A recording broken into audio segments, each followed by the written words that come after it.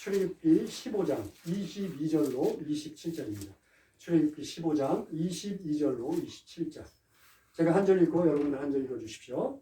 모세가 홍해에서 이스라엘을 인도하매 그들이 나와서 수르 광야로 들어가서 거기서 사흘 길을 걸었으나 물을 얻지 못하고 마라에 이르렀더니 그곳 물이 써서 마시지 못하겠으므로 그 이름을 마라라 하였더라. 백성이 모세에게 원망하여 이르되 우리가 무엇을 마실까 하매 모세가 여호와께 부르짖었더니 여호와께서 그에게 한 나무를 가리키시니 그가 물에 던지니 물이 달게 되었더라. 거기서 여호와께서 그들을 위하여 법도와 율례를 정하시고 그들을 시험하실세. 이르시되 너희가 너희 하나님 나 여호와의 말을 들어 순종하고 내가 보기에 의를 행하면 내 계명에 귀를 기울이며 내 모든 규례를 지키면 내가 애굽 사람에게 내린 모든 질병 중 하나도 너희에게 내리지 아니하리니 나는 너희를 치료하는 여호와입니다. 그들이 엘림에 이르니 거기에 물샘 12과 종려나무 70그루가 있는지라. 거기서 그들이 그 물 곁에 장막을 치니라. 아멘. 오늘 설교 제목은 마라의 쓴물. 그 주보에는 너무 길어갖고 이 가로는 내지 않았어요. 그러나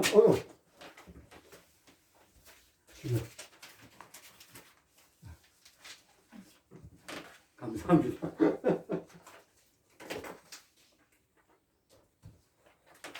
마라의 쓴물 하나님의 꿈이라는 부제목으로 여러분과 함께 말씀을 나누고자 합니다. 제가 안경을 써서 여러분들 얼굴을 좀 봐야겠어요. 얼굴이 안 보이니까. 여러분 물이 몸에 얼마나 중요한지 아시나요? 네. 물 아시죠? 네. 저도 뭐 대충은 알고 있었어요. 대충은 물이 참 몸에 굉장히 중요하다. 근데 제가 이제 설교 준비를 하다가 이렇게 여러 가지 자료를 준비하다가 와 물이 정말 중요하구나 하고 깨달았어요. 우리들 몸이 대충 60%에서 75% 정도가 물로 되어 있대요. 그러니까 정확하게 얘기하면 수분으로 되어 있습니다. 수분. 어린아이, 그러니까 태어난 지 얼마 안 된 어린 아이들은 약 75% 이상이 물입니다. 수분. 와 깜짝 놀랐어요. 그리고 나이가 들수록 이제 여기 계신 몇 분들 나이가 드신 분들은 60%에 가깝다고 합니다. 이 뇌하고 심장 특히 여기는 수분이 75% 이상으로 이하로 떨어지면 아주 타격을 입는데요. 그리고 뼈도 우리 뼈 수분이 전혀 없을 것 같잖아요. 31%로 되어 있다. 우리가 하루에 이제 제가 좀 더러운 얘기지만 대변, 소변, 그 다음에 땀, 그리고 호흡 이런 걸로 하루에 2리터에서 3리터 정도의 물을 계속 잃어버린대요. 그러니까 그 정도를 보충하지 않으면 늘 수분 부족이 생기는 거예요. 근데 수분 부족이 생기면 그냥 그대로 지나면 좋은데 1%에서 한 3% 정도 수분이 부족하다. 그러면 우리들이 그냥 목마르다 이런 개념이 아니라 입술이 바짝바짝 마르고요. 목 안이 칼칼해져가지고 막 건조한 상태가 된대요. 그런데다가 특히 뇌, 아까 뇌라고 그랬잖아요. 3% 정도 뇌가 수분이 부족해지면 사람이 막 이라이라 하고 화가 나고 짜증이 나고 판단이 흐려진대요. 판단이. 모르셨죠? 이것까지는. 그리고 5% 정도가 떨어지면 사람이 혼수 상태에 빠질 수 있다. 7% 정도가 떨어지면 장기에 손상이 온대요. 장기에 손상이 온대요. 7%에. 그럼 몇 프로 정도 떨어지면 죽을까요?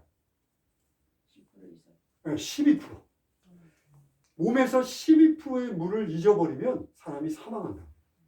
그런데 12%가 없어질 때까지 물을 안 마시고 며칠을 견딜 수 있을까요? 3일. 일주일. 난 일주일도 너무 짧다고 생각했어요. 일주일을 아무 물을 안 마시고 버티면 사람이 12% 정도의 수분이 부족합니다. 제가 물 많이 마시기 대회 홍보 이사 같은 이런 느낌이지만 그런 건 아니고요. 오늘 저희들이 읽었던 본문, 이 읽었던 본문을 보면 사흘길 그러니까 3일을 걸었는데 물을 얻지 못했다. 그러더니 갑자기 백성들이 하나님을 거역하고 하나님이 행하셨던 일들을 잊어버리는 그런 우를 보내요. 우리들은 늘 이 본문을 읽으면 많은 경우 야, 어떻게 하나님이 행하셨던 그 놀라운 홍해의 기적, 정말 생생하게 좀 전까지 그 홍해가 갈라지는 기적을 어떻게 3일 만에 잊어버릴 수가 있지? 그리고 정죄하는 시선으로 이들을 바라봅니다.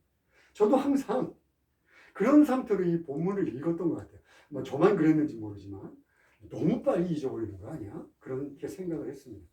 그러면서 이제 제가 본문을 설교를 해야 돼서 천천히 다시 묵상하면서 그리고 자료를 조사하면서 내가 혹시 편견을 갖고 있는 건 아닐까? 내가 이들에 대한 이해가 좀 부족한 건 아닐까? 그러면서 자료를 더 많이 찾아봤어요. 그랬더니 이제 아까 그 물에 대한 자료를 한국수사원자원공사라는 홈페이지에 그게 있더라고요. 그러니까 아마 믿을만 할 것 같아요. 그런 자료가 있더라고요. 그래서 그걸 찾으면서 그렇구나.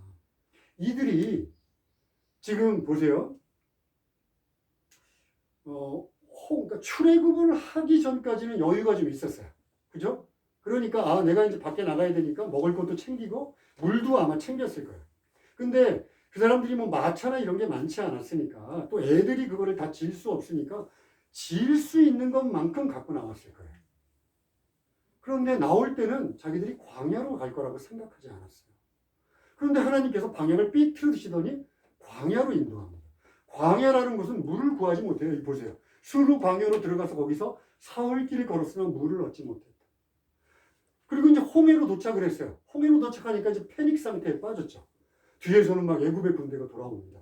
그러니까 홍해도 여유 있게 여행 준비를 다 마치고 이거저거 준비해서 물을 보충해서 건넌 것이 아니라 언제 어떤 위험이 닥칠지 모르는 상황. 그리고 사실은요, 우리가 봤지만 그들은 홍해를 건널 거라고 기대하지 않았어요. 기대도 하지 않았는데 갑자기 홍해가 갈라지고 그곳을 막 허둥지둥 건너게 되었습니다. 그리고 홍해가 탁 덮이면서 애굽의 백성들이 죽어버렸어요. 그러고 난 다음에 모세가 정신을 차리기도 전에 그들을 서둘러서 슈르라고 하는 곳인데 이 수르 광야로 인도합니다. 그리고 3일 길을 또 걸어요. 물이 있었을까요? 없었을까요? 없었어요. 출애굽할 때 갖고 나왔던 물이 얼만큼 있었는지 모르지만 그동안 물을 구하지 못했습니다. 그러니까 보세요. 아까 1%에서 3%만 떨어져도 어떻게 돼요? 화가 나고 막 신경이 예민해지고 또 5% 정도만 해도 혼수 상태에 빠진다 그래요. 예, 가축들도 또 엄청 데리고 나왔어요. 근데 가축들에게 마시게 할 물이 있었겠어요? 사람도 240만 이상이 출애굽을 했으니까 그 사람들이 먹을 물이 당연히 부족했을 겁니다.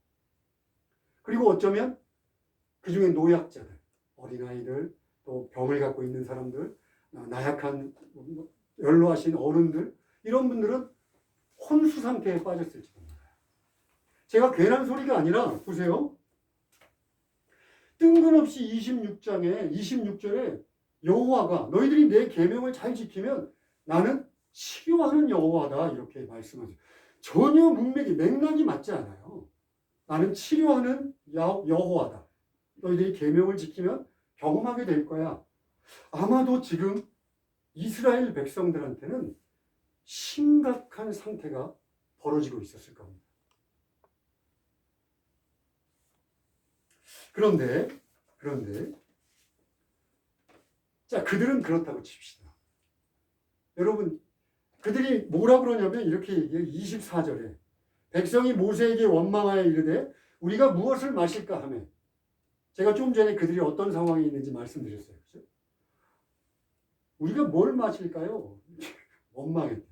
아마 이 24절의 말씀은 순화하고 그들이 아마 악을 쓰면서 그나마 우리가 좀 알 수 있는 게 원망하여 이르되 이 말을 통해서 알 수 있는 게 뭐냐면 이 원망하여 이르되의 원문에는 밤을 지새다라는 말이 있어요. 밤을 지새다라는 뜻이 들어있어요. 그러니까 그냥 한 번 원망한 게 아니라 모세에게 찾아와서 또 원망하고 찾아와서 또 원망하고 한 사람이 원망한 게 아니라 이스라엘의 장로들이 몰려와서 원망하고 이번엔 또 누구의 대표라고 와서 원망하고 240만 중에 지금 난리가 난 상황을 그나마 순화해서 얘기하고 있습니다. 여러분들이 그곳에 있었다면 어떠실까요?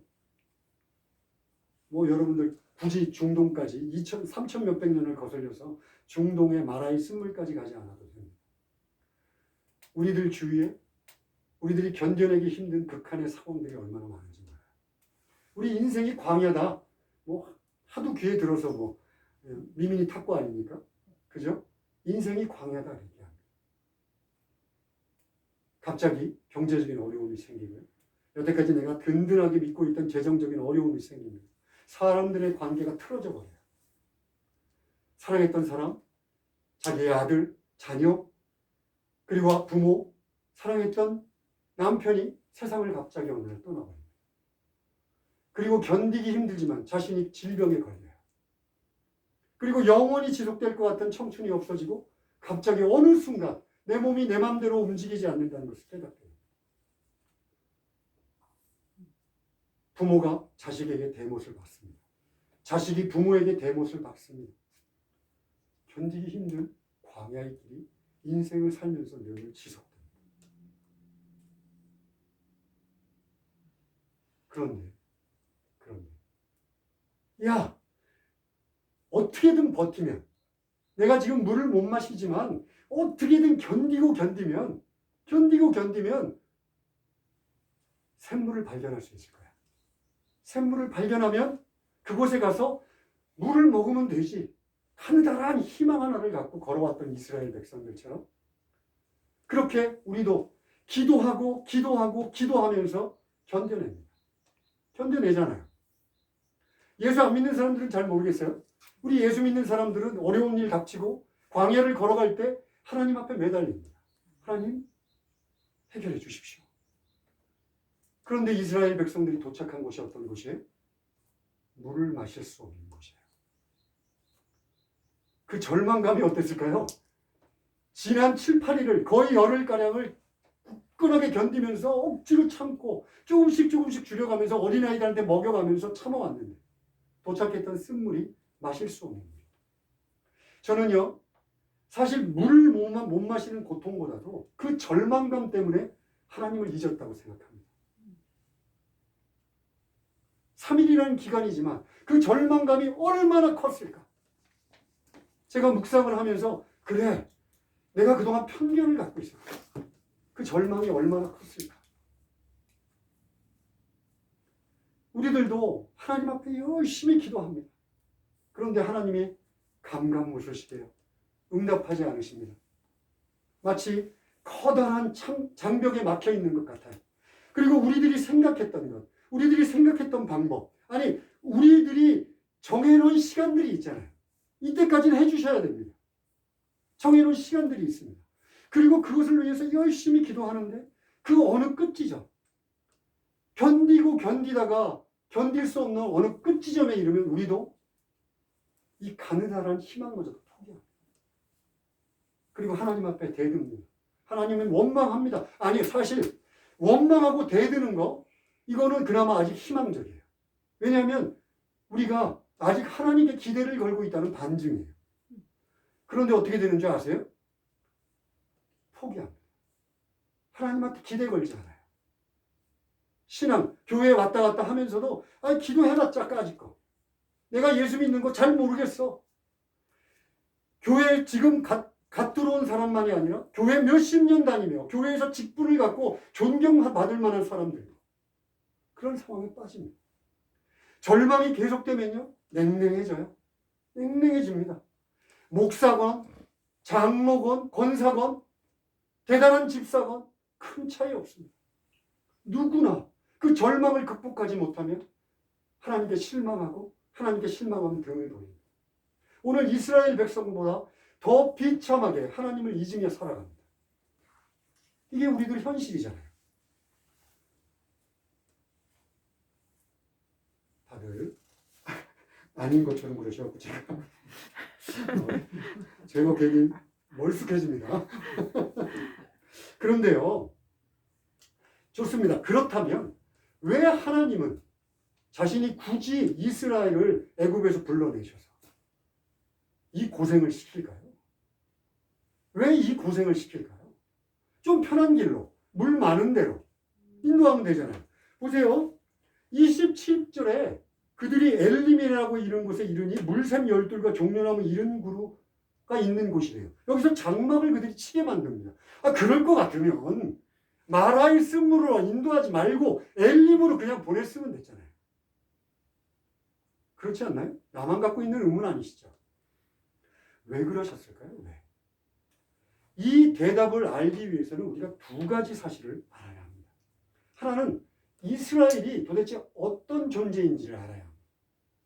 이스라엘이 어떤 존재인지. 우리 신명기 7장 7절 한번 읽으실래요? 시작. 여호와께서 너희를 기뻐하시고 너희를 택하심은 너희가 다른 민족보다 수효가 많기 때문이 아니니라. 너희는 오히려 모든 민족 중에 가장 적으니라. 신명기 7장 7절은 뭐라고 그러시는 거예요? 지금? 야, 니들이 강하기 때문이 아니야. 너희들이 제일 약하기 때문에 너희를 택했어라는 거예요. 이스라엘은 지금 가장 연약한 존재입니다. 우리 지금의 뭐 적은 수요가 아니라 지금대로 말하면 뭐냐면 너는 자격이 없는 자야. 너는 아무것도 아닌 거야. 너는 구원받기에 합당하지 않아. 라고 지금 얘기하고 있는 거예요. 자, 이렇게 적은 수요의 민족들이 살아남는 방법은 뭘까요? 살아남는 방법. 하나는 강대국에 빌붙는 거예요. 그렇죠? 강대국에 빌붙어서 강대국에 의지해서 어떻게 살아남는 것. 또 하나는 하나님이 택하셨으니까 하나님만 의지하는 겁니다. 하나님은 뭘 원하시는 걸까요? 너희들을 가장 작은 민족 중에서 너희를 택했어. 뭘 원하고 계시는 걸까? 나만 봐. 나만 봐라라는 거죠. 네가 나를 피하는 것, 피난처로 삼으면 내가 너를 어떻게 하겠다는 거예요? 살리고 보호하고 지키겠다는 거잖아요. 저희들이 요즘 시편에서 계속 시편 강의를 하면서 새벽 예배에서 시편 강의를 하면서 제가 시편의 주제는 1편 12절에 있는 여호와께 피하는 모든 자는 복이 있다라고 말씀드렸어요. 물론 복이라는 거 오해의 소지가 있기 때문에 복이라는 거는 우리들이 생각하는 건 세상적인 축복하고는 많이 좀 다릅니다. 근데 그거는 뭐 시간이 없으니까 자세하게 설명할 수 없고요. 어쨌든 간에 하나님께서 이 연약한 이스라엘 백성을 애굽의 노예 상태에서 부르셔서 가장 수요가 작은 자들이 어떠하기를 원했냐면, 야, 너희들이 정말 약하잖아? 그런데 내게 피하면, 나를 보호자로 삼고 나를 피난처로 삼으면 너희들은 강성해지고 너희들은 보호되고 너희들은 살아남을 수 있다라는 거예요. 그러니까 이스라엘은 생각하셔야 됩니다. 이스라엘은 아무런 자격이 없어. 여호와 하나님이 보호하지 않으셨으면 아무것도 할 수 없는 존재예요. 거기까지만 알면 50%만 하는 거예요. 두 번째 알아야 합니다. 두 번째. 그게 뭐냐면 이 세상을 살아가면서 고난은 피할 수 없다는 거예요. 고난과 어려움은요, 하나님이 만드신 것이 아니라 인간이 죄를 지었습니다. 그리고 하나님과 분리를 경험하게 되었습니다. 그리고 에덴 동산에서 추방을 당하게 됐어요. 그때부터 하나님께서 허락하신 내용이 바로 고난입니다. 왜곡된 자연 세계가 우리들을 고난을 겪게 합니다. 지금 코로나 바이러스 같이 왜곡된 자연이 우리들을 공격해 옵니다. 또 땀 흘려 일하던 건강한 노동이 힘들고 어렵게 땀을 흘리면서 먹고 살기 위해서 아둥바둥해야 하는 노동으로 바뀌었습니다. 질병이 없었어요? 질병이 찾아왔습니다. 사람들의 관계가 끊어지지 않았어요? 그러나 사람들의 관계가 끊어졌습니다. 고난은 인간이 죄를 짐으로 인해서 들어왔고 하나님은 암묵적으로 묵인하고 계십니다. 그러니까 주위에 야, 예수 믿으면 너희들 잘 돼. 돈도 많이 벌고 건강하고 세상적으로 성공하고 그런 말을 하는 사람이 있으면 침을 탁 뱉어주십시오. 제가 너무 심한 말 하나요? 그들은요, 여러분, 적어도 거짓말쟁이거나 여러분들을 사기치려고 하는 겁니다. 아니, 더 심하게 얘기하면 사탄의 앞잡이가 돼서 여러분들을 쓰러뜨리고 영원한 멸망으로 끌고 가려 하는 자들입니다. 성경은 절대로 그렇게 얘기하지 않습니다. 너희들의 인생은 광야이고 광야를 걸어가며 어려움을 만날 거야. 어려움은 피할 수 없어. 우리들에게 너무도 분명하게 얘기합니다.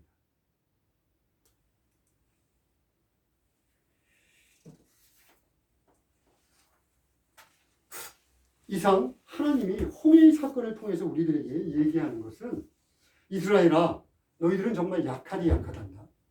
너희들이 이 세상의 열방들의 그 가운데서 살아남으려면 너희들이 너희를 의지하거나 교만한 생각을 하거나 그래 갖고는 절대로 살아남을 수 없어. 이 세상의 열방들도 자기들을 의지하고 자기들의 교만한 행위를 의지하다가는 결국 영원히 멸망할 거야. 그런데 너희들 그렇게 약하디 약한 민족을 내가 택해서 너희는 이제 나만 봐. 나만 의지하려? 나를 의지하면 내가 너희 피난처가 된다면 너희들을 보존하고 너희들을 지키겠다.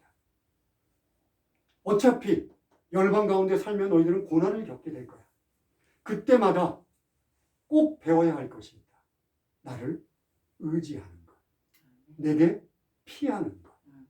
이것을 배우기를 원한다라고 얘기해요. 그것이 뭐냐면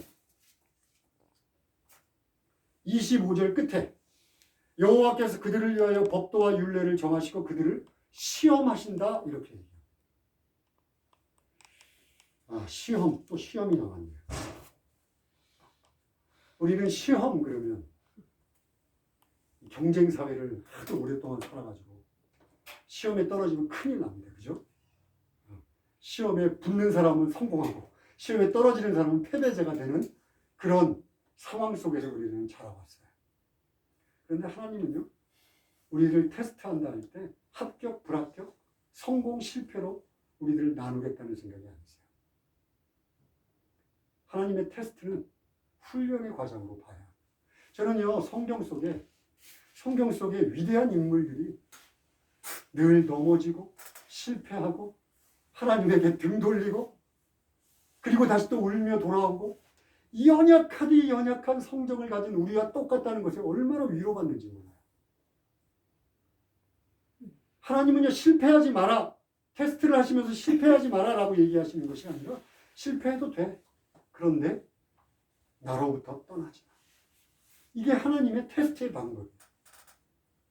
우리가 창세기 22장에서 아브라함을 테스트하세요, 하나님이. 자신의 외아들 이삭을 제물로 바쳐라라는 테스트를 하세요. 자, 만약에 아브라함이 우와, 이런 짓 전혀 못해요. 이게 말이 됩니까? 하나님? 나는 절대로 못합니다.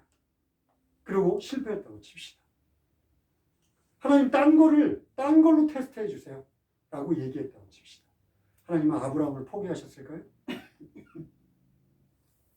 아니에요. 제가 얘기했잖아요. 하나님은 택하신 사람들, 다윗에게 언약을 맺은 백성들, 언약을 맺은 사람들에게 절대로 포기하지 않으십니다. 언약을 맺은 사람들은 포기하지 않으세요. 다윗과 언약을 맺은 다음에 어떻게 했어요? 다윗이 밧세바를 범하고 간음을 저지르고 살인죄를 저질렀지만 다윗을 포기하지 않으십니다. 그가 다시 돌아와서 나단 선지자의 말을 듣고 하나님 잘못했습니다 하고 통곡하며 매달리면 그를 다시 받으십니다. 하나님의 테스트는 마치 이것과 같아요. 훈련하고 또 훈련하고 또 훈련하는 것. 그렇게 하나님에게 피한 다윗이, 여러분 성경 속에서 다윗만큼 삶의 여러 가지 우여곡절과 광야를 걸었던 사람이 없습니다. 하나님의 테스트를 겪고 난 다음에 그가 뭐라고 얘기했는지 보실까요? 시편 5편 11절입니다. 시작. 그러나 주께 피하는 모든 사람은 다 기뻐하며 주의 보호로 말미암아 영원히 기뻐 외치고 주의 이름을 사랑하는 자들은 주를 즐거워하리이다. 다윗이 늘 생명의 위협을 당했어요. 자신의 아들 압살롬의 반역으로 아들이 자기를 죽이려고 하는 광야의 길을 걸어갔습니다. 자기가 섬겼던 사울이 자기를 죽이려고 했다는 것은 그래요, 오해니까 그럴 수 있다고 칩시다. 자신이 그토록 사랑했던 압살롬이 죽고 난 다음에 통곡을 했던 그 사랑했던 아들이 자신을 죽이고자 하는 그 광야 속에서 다윗은 하나님께 피합니다. 그리고 그가 이렇게 얘기합니다. 다 기뻐하며 주의 보호로 말미암아 영원히 기뻐 외치고 주의 이름을 사랑하는 자들은 주를 즐거워하리라. 여러분, 이 시편 5편의 11편 11절의 이 말씀은요, 모든 것이 다 끝나고 난 다음이 아니에요. 고난 중에 그가 여호와께 피하였더니 주셨던 하나님의 은혜입니다. 당연히 우리들을 향한 하나님의 뜻도 동일합니다. 동일해요. 여호와께 피해라. 그런데 여러분, 여호와께 피한다는 게 도대체 뭘까요? 여호와께 피한다.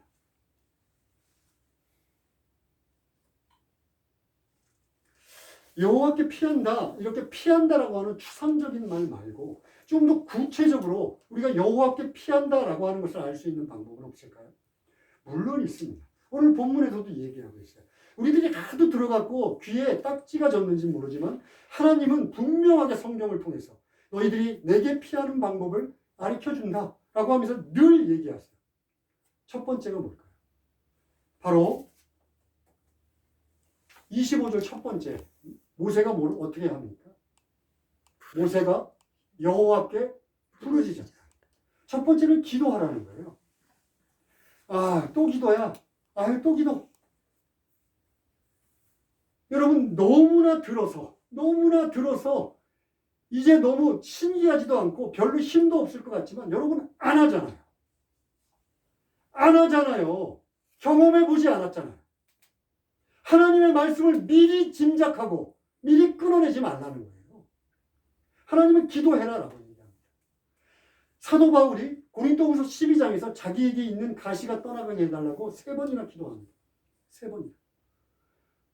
가시가 뭔지는 몰라요. 신학자들이 아마도 안질이었을 것이다. 또 어떤 신학자들은 복음을 증거하는데 방해했던 유대인들, 그 무리들이었을 것이다 라고 얘기하지만 그것이 무엇이든 상관없습니다. 바울이 3번 하나님께 기도했다는 거예요. 여러분, 성경에서 수백 번을 다 쓸 수 없으니까 2번 하는 것만 해도 굉장한 강조를 나타냅니다. 성경에서 2번만 해도 강조해요. 3번은 하나님의 거룩하심을 나타낼 때 쓰는 게 3번 강조입니다. 사도 바울이 3번 기도했다. 그 위대한 사도 바울이 딱 3번 기도하고 이제 안 해. 그랬을까요? 아니요. 예수 그리스도가 가르쳐준 대로 구하고 찾고 두드리고, 구하고 찾고 두드리고, 자신의 가시가 떠나가게 해달라고, 자신을 괴롭히는 그 가시가 떠나가게 해달라고 찾고 두드리고, 그리고 하나님께 구했습니다. 그랬더니 그 결과가 어떻게 됐어요? 하나님의 뜻을 깨닫습니다. 그리고 하나님께서 행하시는 놀라운 기적을 경험합니다. 자신의 그 가시라고 하는 연약함을 통하여 하나님의 그 놀라운 강함이 드러나는 것을 자신의 눈으로 목격합니다. 여러분, 첫 번째는 기도하는 거예요. 내가 어려움을 당했다? 기도해야죠. 내가 기도해야 합니다. 내가. 누구한테 기도 부탁하는 것도 정말 중요하지만 내가 무릎 꿇고 하나님의 이름을 부르며 기도해야 합니다. 이것이 여호와께 피하는 거예요. 두 번째는 25절 끝에 아까 봤습니다. 법도와 율례를 정하시고 그들을 시험한다. 고난을 당하면 그 마라의 쓴물, 자, 홍해를 건너서 이제부터 열방 가운데서 살아야 될 이스라엘에게 가르쳐야 되는데 그들에게 법도와 율례를 정하셨어요. 그게 뭐냐면 하나님의 말씀이에요. 말씀을 정하십니다. 그리고 그 말씀을 순종해라. 그 말씀을 따라라. 우리들이 여호와께 피한다는 것은요, 이렇게 공중에 어떤 뜬구름 잡는 얘기가 아니에요. 추상적으로 인간이 만들어낸 것도 아닙니다. 하나님의 말씀을 피할 곳으로 삼는 거예요. 하나님이 무엇이라 하시는지.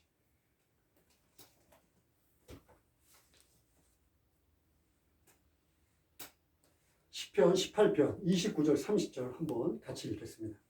시작. 내가 주를 의뢰하고 적군을 향해 달리며 내 하나님을 의지하고 담을 뛰어넘나이다.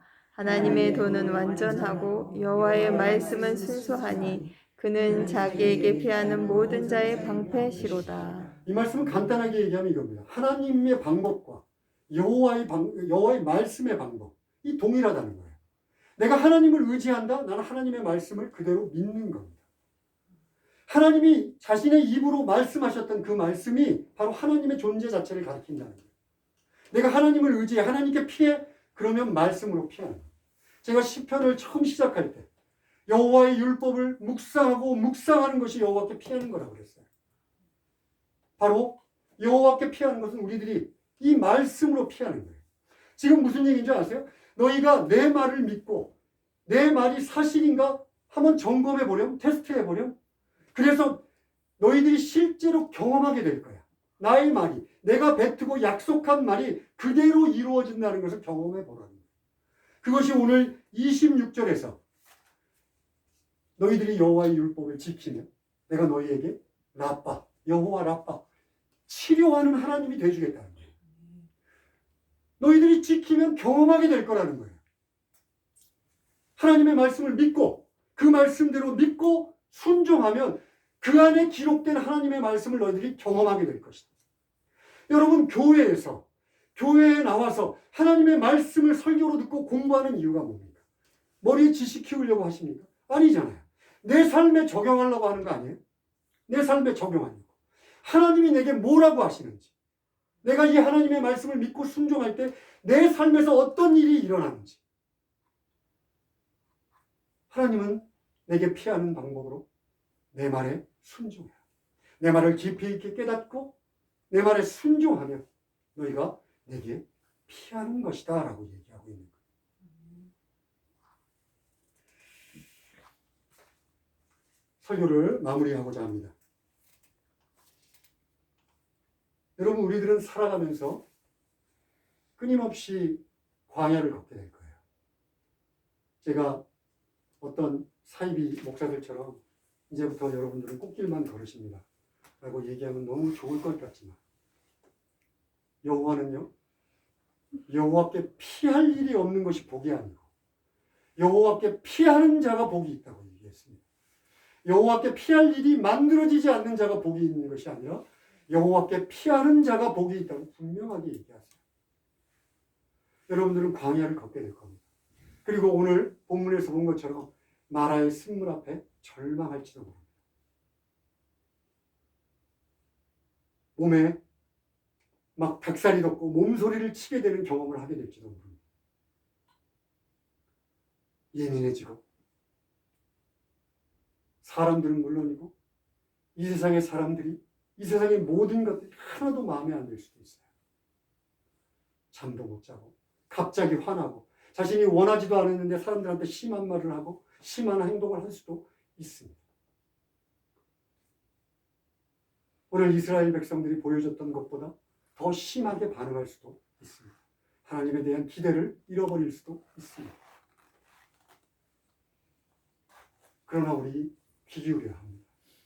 하나님이 그런 고난으로 왜 인도하셨는지, 너희가 세상에 살아가면서 그 마라의 쓴물, 광야의 길을 걸을 수 없지 않고 만날 수 없지 않을지 모르지만 그곳에서 내게 피한다. 내가 그것을 엘림의 12 오아시스로 바꿔주겠다. 내가 너를 보호하고 너에게 평안한 잠을 주며 너에게 늘 안정과 감사를 허락하겠다. 그런데요, 단지 그것만이라면 하나님의 뜻을 50%밖에 이해하지 못하는 거죠. 하나님은 오늘 이스라엘 백성 마라의 쓴물을 통하여 우리들에게 하나를 더 말씀하시기를 원하세요. 약하디 약했던 이스라엘, 그들에게 고난을 통하여 가르치기를 원하셨지만 그들을 어떠한 시선으로 하나님이 바라보고 계셨는지를 먼저 우리가 알아야 합니다. 우리 이사야서 43장 4절 5절 우리 함께 읽겠습니다. 시작. 내가 내 눈에 보배롭고 존귀하며 내가 너를 사랑하였은즉 내가 내 대신 사람들을 내어주며 백성들이 내 생명을 대신하리니 두려워하지 말라. 내가 너와 함께하여 내 자손을 동쪽에서부터 오게 하며 서쪽에서부터 너를 모을 것이며. 여러분, 여기에 하나님의 시선이 담겨 있어요. 우리들을 바라보는 하나님의 시선. 지금으로부터 3천 몇백 년 전에 이스라엘을 향해서 바라보셨던 그 하나님의 시선은 그리스도 예수를 통하여 동일하게 우리들에게 그대로 임합니다. 너희가 얼마나 보배롭고 존귀한 자인지, 내가 너희를 얼마나 사랑하는지, 내가 너를 결단코 잊지 않겠다. 이사야서에 또 말씀합니다. 내가 너를 기억할 텐데 너희가 낳은 부모들은 너희들을 잊어버릴 거야. 너를 낳은 어미도 너를 잊어버릴지 몰라. 그러나 나는 너를 기억하는데 어떻게 기억하냐면 내 손바닥에 너의 이름을 새겨서 기억하겠다 라고 약속하십니다. 이것이 오늘 마라의 쓴물로 이스라엘 백성을 인도하셨던 하나님이시고, 동일하게 예수 그리스도를 십자가에 못 박히는 고난을 통하여 우리들을 부르시고 우리들의 인생의 고난 속에 우리들을 향하여 하시는 하나님의 말씀이기도 합니다.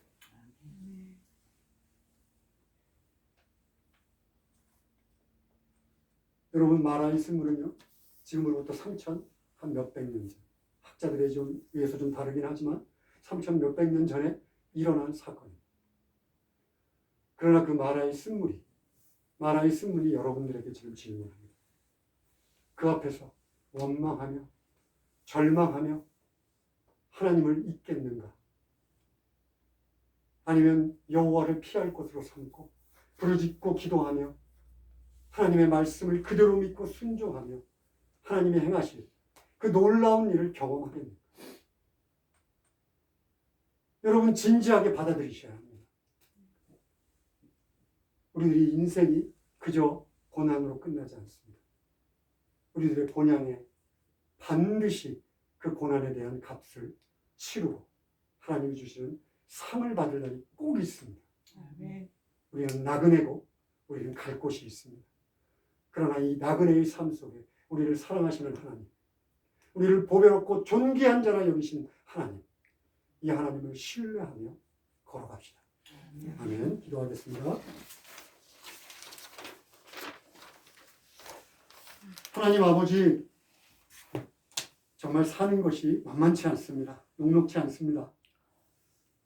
그러나 주님, 제가 고개를 들어 주님을 보게 해주시옵소서.